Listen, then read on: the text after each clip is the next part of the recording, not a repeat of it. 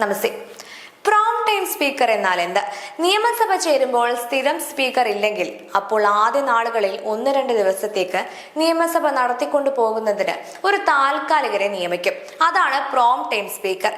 ജോലി പുതുതായി ജയിച്ചു വരുന്ന എല്ലാ MLA-മാരെയും വോട്ട് ചെയ്യിക്കുകയും സത്യപ്രതിജ്ഞ ചെയ്യിക്കുകയും ചെയ്യുന്നു. ഇത് ചെയ്തില്ല എങ്കിൽ അവർക്ക് സഭയിൽ സംസാരിക്കാനോ വോട്ട് ചെയ്യാനോ പറ്റില്ല. സ്ഥിരം സ്പീക്കർമാരെ തെരഞ്ഞെടുത്താൽ പ്രോം ടൈം സ്പീക്കറുടെ ജോലി കഴിഞ്ഞു.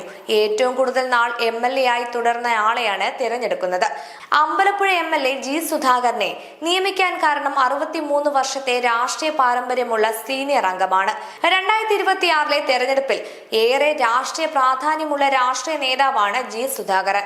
പതിറ്റാണ്ടുകളുടെ നീണ്ട CPM ബന്ധം ഉപേക്ഷിച്ച് UDF പിന്തുണയോടെയാണ് ജയിച്ചത്.